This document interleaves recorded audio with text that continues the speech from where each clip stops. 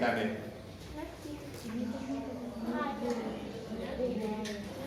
કોણે કીધું? તો તે પછી આને કીધું? આટલા ક્લાસ નથી કીધું ને? આજે લગભગ આવે છે. આજે આવે કે એ લોકો મંજૂર થઈ ગયું છે. બધા ધીરે તમારા આવી જાય. તમારા મત આ છે નથી જાય પરમાણુ વર્ણપટ.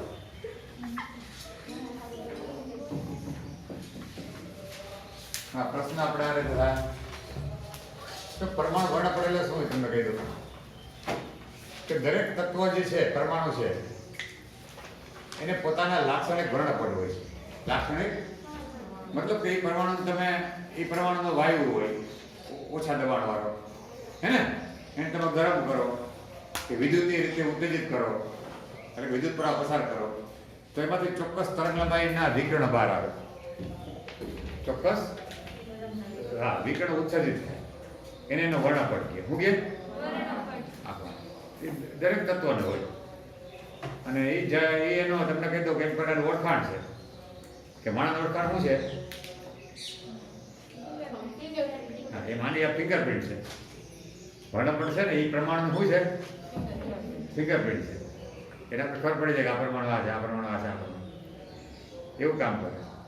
એમાં એક ખાસ કરીને વર્ણપટ બે પ્રકારના છે, ઉત્સર્જન વર્ણપટ અને શોષણ વર્ણપટ. બરાબર? બેની વાત કરીએ આપણે.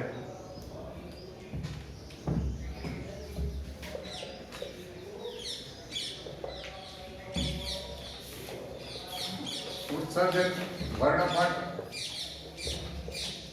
સમજાવો.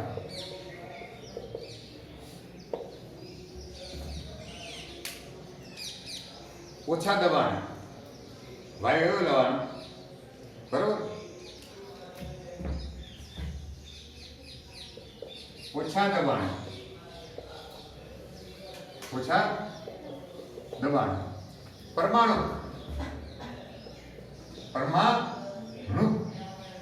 પરમાણુ કે આવે પરમાણુ કે પરમાણુ વાયુ એટલે તો દબાણ કેવું રાખવાનું નળીમાં આવે આટલું આવી નળી હોય, હે ને? ઓછું દબાણ હોય. પંપ કરી દવા કેટલી હતી મતલબ અંદરનો ગેસ ખેંચી જીવ હોય એનો દબાણ ઓછું કરે. ઓછા દબાણે પરમાણુ વાયુ એટલે પરમાણુ બનેલો હોય એવો O2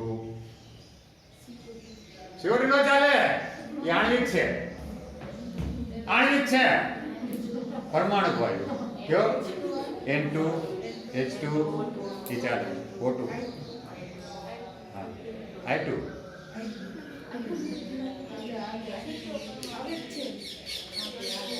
પરમાણુ વાયુ એ પરમાણુ બનેલો હોય અથવા બાષ્પ અથવા પરમાણુની બાષ્પ. આપણે સોડિયમ બાષ્પ, સોડિયમની અંદર સોડિયમ વેપર હોય, સોડિયમ લેમ્પમાં હોય ને, સોડિયમ તો ધાતુ છે કે નહીં, તો એની વેપર હોય, એની બાષ્પ હોય, એ પણ ચાલે અંદર ભરવામાં. ઓછા દબાણે પરમાણુ વાયુ અથવા બાષ્પ ને બાષ્પમાંથી વિદ્યુત પ્રવાહ પસાર કરીને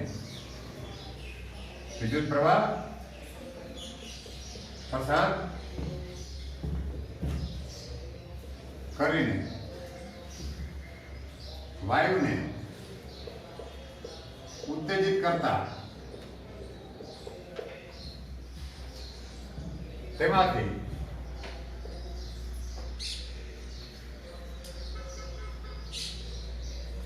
નિશ્ચિત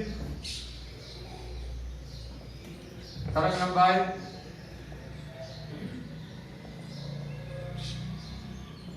ના વિકિરણો ઉત્સર્જિત થાય છે.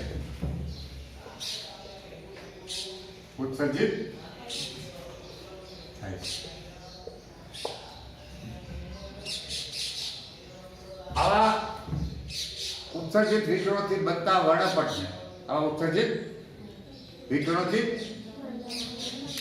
વર્ણપટને આવા ઉત્સર્જિત વિકિરણોથી બનતા વર્ણપટને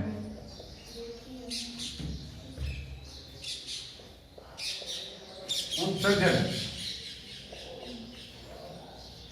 વર્ણપટ કહે છે અથવા ઉત્સર્જન રેખીય વર્ણપટ. તમે રેખીય નહીં યાદ રહે તો વાંધો નહીં, ભૂલી જાય તો એની કોઈ ચિંતા નથી. રેખીય વર્ણપટ કહે. ત્રીજો મુદ્દો, અંધકારમય પાર્શ્વભૂમિમાં આ દેખાય કેવો હોય વિકિરણોથી બનતા વર્ણપટને ઉત્સર્જન વર્ણપટ ઉત્સર્જન રેખીય વર્ણપટ કહે. આ કેવો જોવા મળે એમ, એ કેવો હોય? અંધકારમય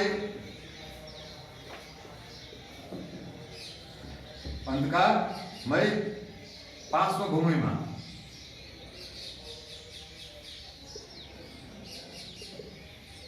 તે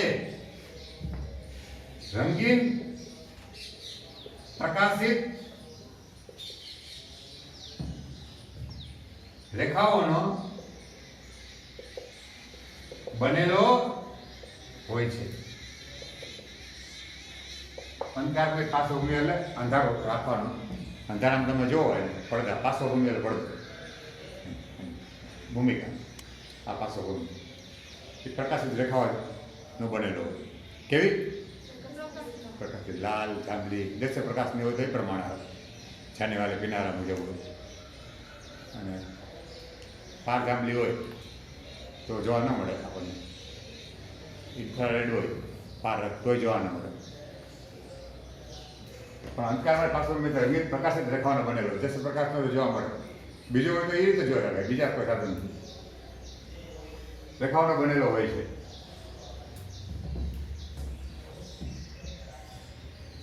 ચોથું, ઉત્સર્જન વર્ણપટ પરમાણુ માટે. ઉત્સર્જન વર્ણપટ પરમાણુ માટે ફિંગરપ્રિન્ટ એટલે કે અંગુલી છાપ. ગુજરાતી કહ્યું અંગુલી છાપ.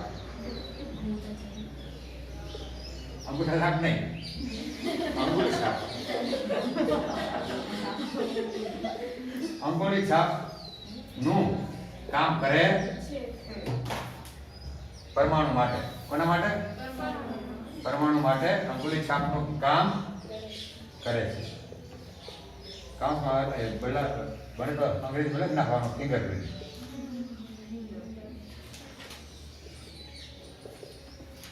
ફિંગરપ્રિન્ટનું કામ કરે. આ થઈ ગયો આપણો ઉત્સર્જન વર્ણ. લખી નાખો પછી આપણે ચોક્કસ વર્ણ પડ્યું.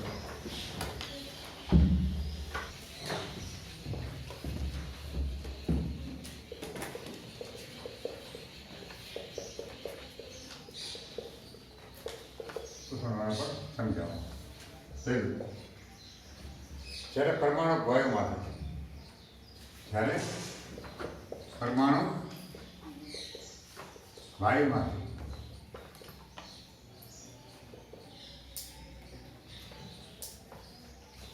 શ્વેત પ્રકાશ સફેદ શ્વેત પ્રકાશ પસાર કરવામાં આવે છે. શ્વેત પ્રકાશ પસાર કરવામાં આવે તથા નિર્ગમિત કેવા બહાર નીકળો. આપા પસાર કરો પછી બહાર નીકળે છે તથા નિર્ગમિત પ્રકાશનું અવલોકન કરવું. પણ કેવી રીતના? તો સ્પેક્ટ્રોમીટર. કેવી? આમ તો ખબર પડે આપણે અહીં કંઈ બહુ ધ્યાનમાં ના આવે. સ્પેક્ટ્રોમીટર દેખાય ચોખ્ખું જો. નિર્ગમિત પ્રકાશનું સ્પેક્ટ્રોમીટર. આ જોયું કે નહીં? સાધન એવું છે કે નહીં? આપણે છે કે નહીં? લેબમાં છે ને સ્પેક્ટ્રોમીટર. ટેલિસ્કોપ આમ ફરે પ્રિઝમ બ્લેક થાય. પ્રિઝમ કટ હોય સ્પેક્ટ્રોમીટર આમ જોયા શકાય ટૂંકમાં એમાં કાંઈ વાંધો નહીં. એવું છે દૂરબીન જેવું સાધન હોય ફરતું હતું આમ ને સ્પેક્ટ્રોમીટર કહે. પછી બીજા બેક હોય આમ નિર્ગમિત પ્રકાશનું સ્પેક્ટ્રોમીટર દ્વારા અવલોકન કરતા શું જણાય છે? તો કે કેટલીક અવલોકન કરતા વર્ણપટમાં એટલે નિગમિત વર્ણપટમાં કેમાં અવલોકન કરતા નિર્ગમિત પ્રકાશમાં અથવા નિર્ગમિત વર્ણપટમાં હે ને કાળી અપ્રકાશિત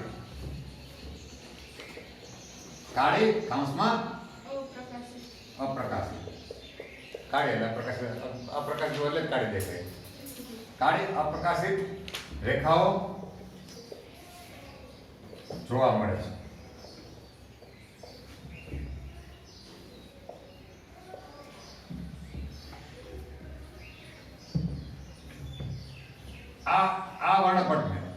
આ वर्णपट ने शोषक वर्णपट कहे. शोषण वर्णपट क्यों वर्णपट कहे. बीजू लखवानुं के आ काળી પ્રકાશિત રેખા છે એ શું છે કોને અનુરૂપ છે? અહીં કાળી અપ્રકાશિત રેખાઓ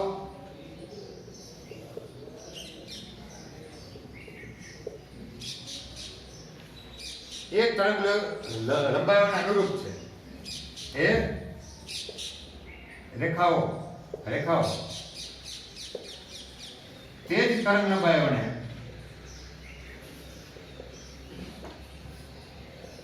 अनुरूप है. समझाओ मैं जे उत्सर्जन वर्णपट में जोवा मळती थी. उत्सर्जन वर्णपट में જોવા મળતી તે તરંગ લંબાઈને અનુરૂપ છે જે ઉત્સર્જન વર્ણપટમાં જોવા મળતી હતી.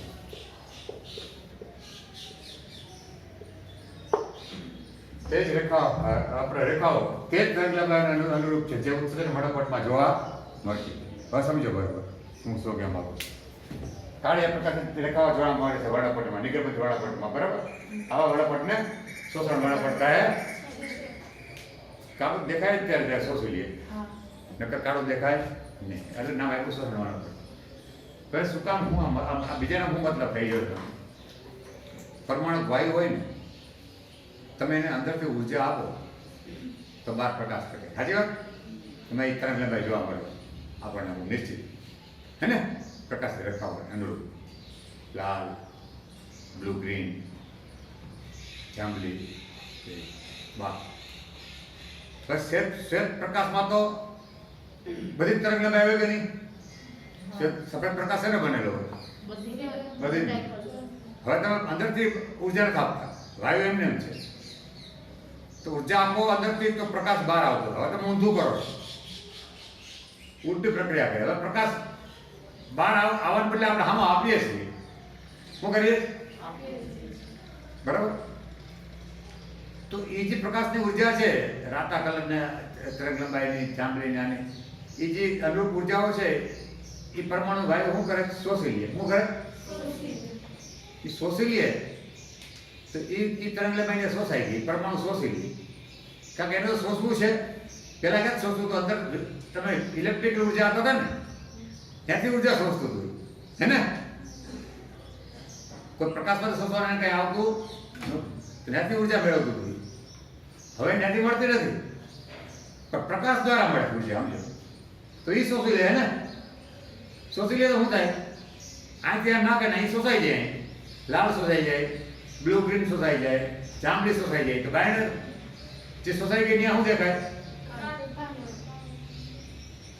તો પેલા જે જોવા મળતી હતી રંગીન ઉત્સર્જનમાં અંદરથી ઉર્જા આપતા હતા પ્રકાશ બહાર આવતો જે જોવા મળતી હતી એ આમ બહાર આવતી હતી જોવા મળતી હતી આપણને. હવે એ આમ દાખલ થાય તો શોષાઈ જાય તો બહાર કઈ જોવા નહીં પડે. એ જ છે ને જે ઉત્સર્જનમાં બહાર આવતી હતી એને અનુરૂપ તરંગ લગાય થઈ ગઈ, કાળી રેખાઓ થઈ, એ કોને અનુરૂપ થઈ? એ જગ્યાએ ખરેખર શું હોય? એ જ જગ્યાએ જ્યાં કાળી રેખાઓ દેખાય છે ત્યાં ખરેખર ઉત્સર્જન વર્ણપટમાં પ્રકાશિત રેખાઓ હોય. એ જ તરંગ લંબાઈની એ જગ્યાએ વર્ણપટની આમ રેન્જ હોય. આ સૌથી વધારે તરંગ લંબાઈ આમાં કરતા હતા. એ જગ્યાએ કે જ્યાં લાલ પ્રકાશ તરંગ લંબાઈ હતી ત્યાં તમને કાળો ભાગ દેખાય. એ જગ્યાએ જ્યાં બ્લુ ગુણની રેખા હતી ત્યાં તમને કાળો ભાગ દેખાય. એ જગ્યાએ જે જામની રેખા હતી ઉત્સર્જન ત્યાં તમને કાળો ભાગ દેખાય. તો કાળી રેખાઓ કોને અનુરૂપ છે? એક તરંગ લંબાઈને અનુરૂપ છે કે જે ઉત્સર્જન વર્ણપટમાં જોવા એને અનુરૂપ, મતલબ એ જગ્યાએ દેખાય. મતલબ પેલા ઉર્જા આપતા તો પ્રકાશ બહાર આવતો હતો, હવે પ્રકાશ આપો છો તો એ શોષી લે છે, તેને બહાર આવે તો એને કારણે કાળો ભાગ દેખાય છે. શોષણ વર્ણપટ છે. અને આ સમજ્યા બીજાને હું કહેવા માંગે છું? એ જગ્યાએ જે કાળી અપ્રકાશિત રેખાઓ કોને અનુરૂપ છે? ઉત્સર્જન વર્ણપટના પ્રકાશિત જે તરંગ લંબાઈ મળતી હતી એને અનુરૂપ છે. એની જગ્યાએ આવે છે. અનુરૂપનો મતલબ એ કે એ જગ્યાએ રચાય છે. ચાલો હવે આ લખાઈ ગયું, લખવાનું બાકી લખી દો.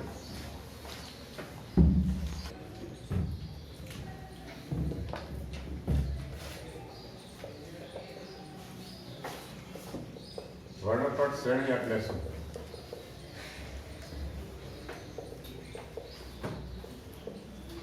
સમજાવો.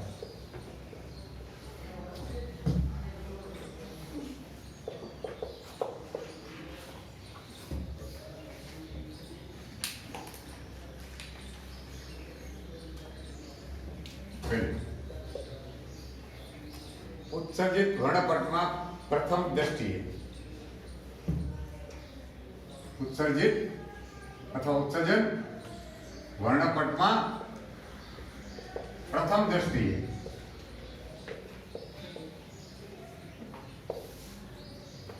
કોઈ નિયમિતતા જોવા મળતી નથી. તરંગ લંબાઈ જે રેખાઓ બને ને પ્રકાશિત, બરાબર છે, એની વચ્ચે કોઈ નિયમિતતા જોવા મળતી દ્રષ્ટિએ, કોઈ દ્રષ્ટિએ વર્ણપટ રેખાઓ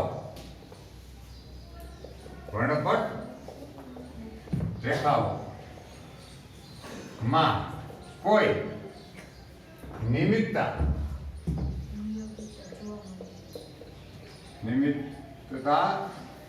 જોવા મળતી નથી.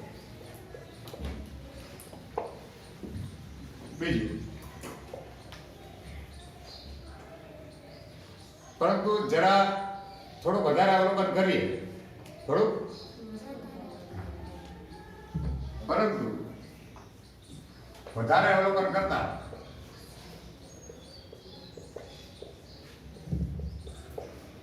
અમુક ચોક્કસ સમૂહ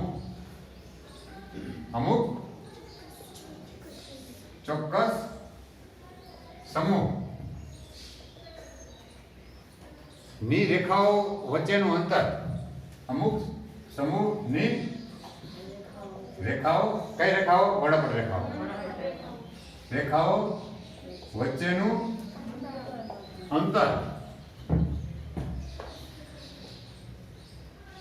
નિયમિત રીતે ઘટતું જાય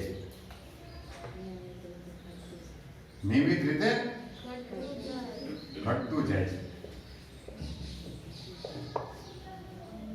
આવી રેખાઓના સમૂહને વર્ણપટ શ્રેણી કહે. આવી રેખાઓના સમૂહને વર્ણપટ શ્રેણી કહે છે.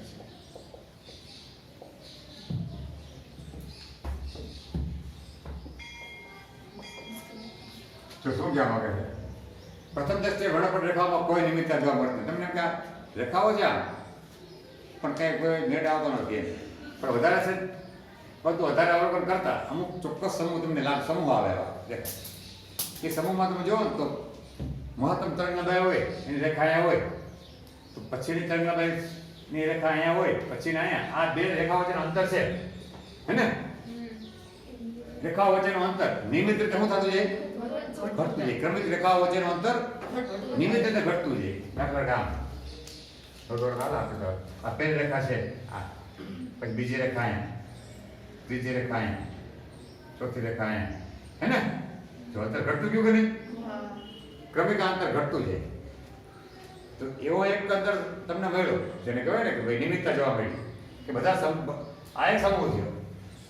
પછી આગળ જાવ તો પાછું વળી કાંઈ હોય ઘટતું ગયું નિમિત્ત રીતે આ બીજો સમૂહ થયો. પછી આમે બધા સમૂહ મળે ઘણા. જો ઘટતું ગયું કે નહીં એ રીતના આમે મળે. આમ તો આવા સમૂહ જોવા મળ્યા. આવા સમૂહને શું કહે છે? આવા રેખાઓના સમૂહને શું કહે છે? વર્ણપટ શ્રેણી કહેવામાં આવે. આ એક વર્ણપટ શ્રેણી, આ બીજી વર્ણપટ શ્રેણી, આ ત્રીજી વર્ણપટ શ્રેણી. એમાં આ એક બામર છે, આ બામર શ્રેણી, બામર બોલી હે ને? દ્રશ્ય પ્રકાશની છે. કેવી?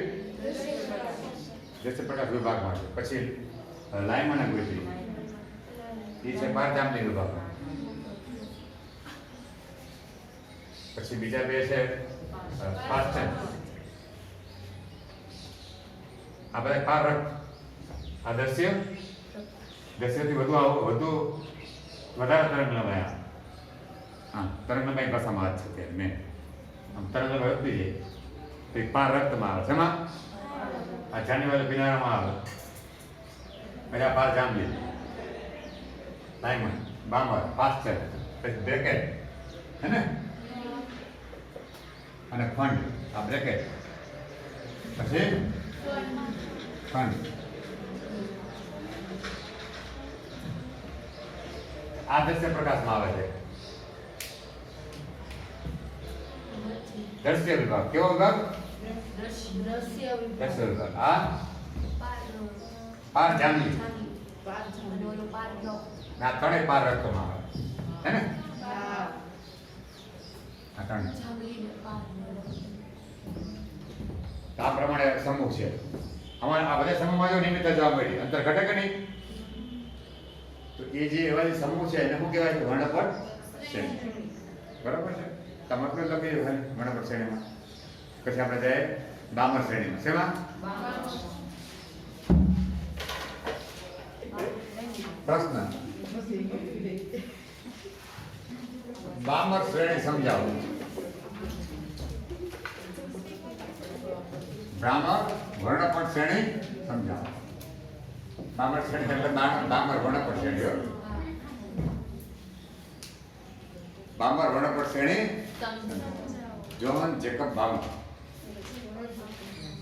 હે ને? એને જે વર્ણપટ સમૂહ ગોઈતો એને બામર શ્રેણી કહે છે. અને એની જે રેખાઓ છે વર્ણપટની, એની જે તરંગ લંબાઈઓ છે પ્રકાશ રેખાઓની, એ દ્રશ્ય વિભાગમાં આવે છે. શેમાં આવે? દ્રશ્ય વિભાગમાં આવે. બરાબર? જરા આપણે શરૂ કરીએ.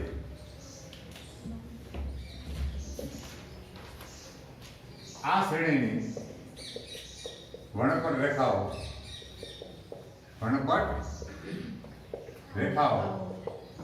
દ્રશ્ય વિભાગમાં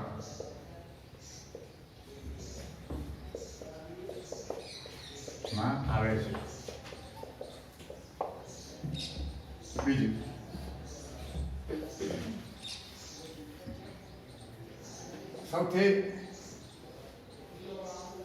સૌથી મહત્તમ તરંગ લંબાઈ ધરાવતી રાતા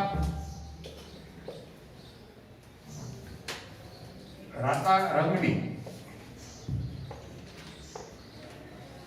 રેખાની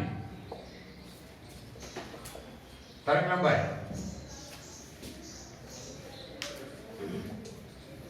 નું મૂલ્ય અને એ ચાલ ભાગીએ. શું કે ભાઈ? આલ્ફા. પેલું હોય આલ્ફા, બીજો હોય બીટા.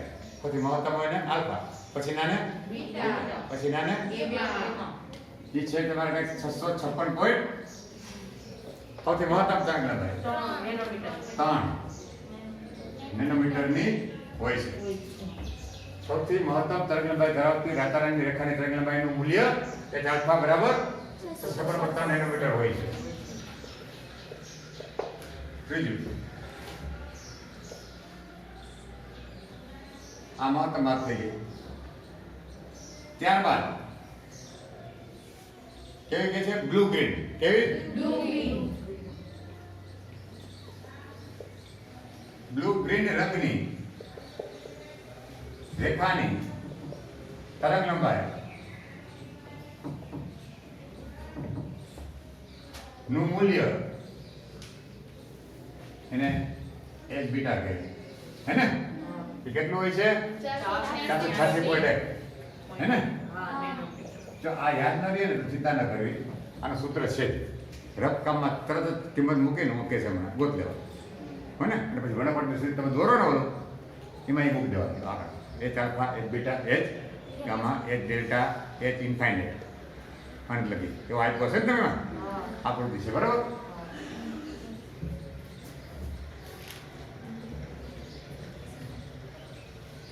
નું મૂલ્ય એટલું મળે બરાબર. હા ચોથું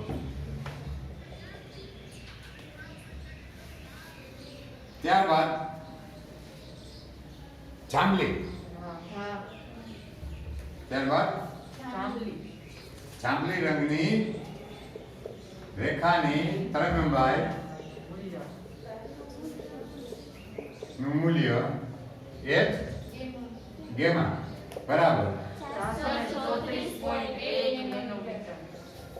નેનોમીટર મળે છે બરાબર.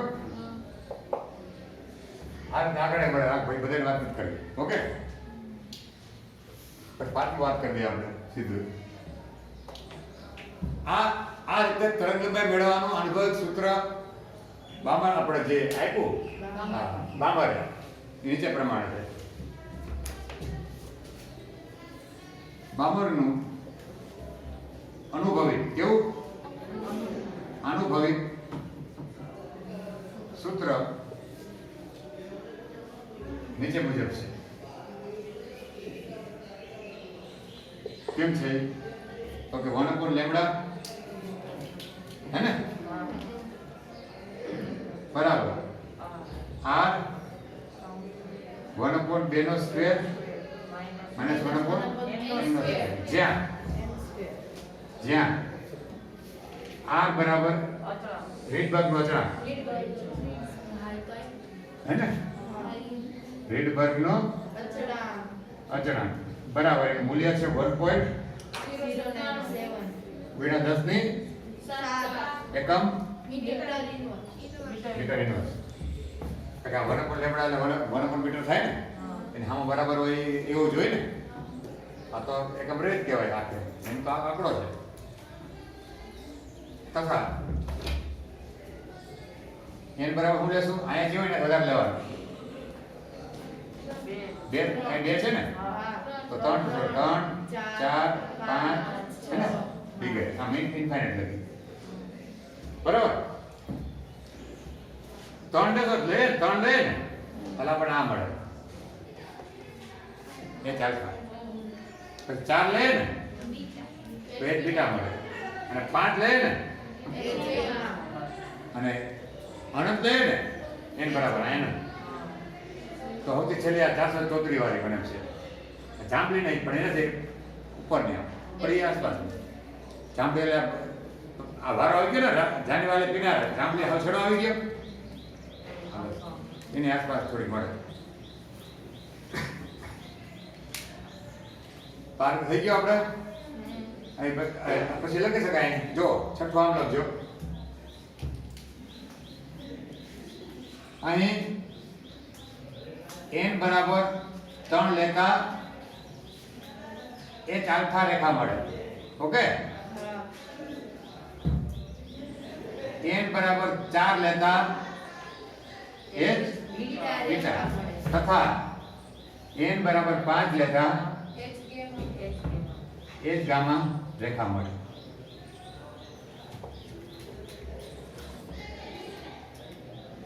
તો લખી નાખો. આ તો થઈ ગયું પૂરું. સૂત્ર આવી ગયું. બધી વાત આવી ગઈ. વણપટ દોર આકૃતિ દોર નાખવાની. કેમ ખબર? 4 દાખલા કાશા આ પેલી હે ને આ ચાલ બરાબર આ મહત્તમ એટલે આ બધું મહત્તમ આ કેટલી છે 500 ને આ 656.3 નેનોમીટર બરાબર પછી થોડીક આગળ દોરવાની એચ બીટા એ કેટલી આવી છે 486.1 નેનોમીટર પછી થોડુંક અંતર ઘટાડવાનું ઓકે એચ ગામા 434.1 પછી પાછું અંતર ઘટાડવાનું હે ને આવું ઘટાડતું કરી દેવાનું હા બરાબર આટલી આમ દોડ હાલ આકૃતિ આવી ગઈ આ એચ અનંત આ કેવું એચ ઇન્ફાઇનાઇટ બરાબર એ તમને કેમ મળે ખબર અહીં આનંદ મૂકી દો ને આ 0 થઈ જાય આ રેટ પર ખબર છે આ એ મળી જાય આપણને ગોતવાળ તમને મળી જાય જો આંકડા એ સૂત્ર આધારિત આંકડા ગોતીને મૂકવાના આકૃતિ ઓકે એ યાદ આગળ બહુ ચિંતા નહીં કરવાની એ આકૃતિ પહેલાં હાથ દોરવી પડે પછી એટલે રફકામમાં એન બરાબર જગ્યા આપ્યું હોય 3 4 3 આંકડા મૂકે ને છેલ્લા આનંદ મૂકે ને એ ગણી શકાય તો આ રીતે 52 શ્રેણી છે પછી આ રેખાઓ છે જેમ જેમ તરંગલંબાઈ ઓછી થતી જાય એમ રેખાઓ વચ્ચેનું અંતર પણ ઘટતું જાય અને એની તેજસ્વીતા પણ ઘટે રેખા ઝાંખી થતી જાય કેવી થતી જાય પછી તમે આમ આગળ જાઓ તો તમને પછી કોઈ સ્પષ્ટ ભેદ જોવા મળતો રેખા જોવા મળતી નથી પણ એક ઝાંખો વડા પર દેખાય સતત આમ રેખા જોવા ન મળે ઉપરી લખવાની કઈ જરૂર છે બહુ માથાકૂટ ન કરાય એમાં આ મેન આવી જાય વાત થઈ ગઈ પૂરી અલગ જોઈએ આ બાપડ છેડે સમજાવે હા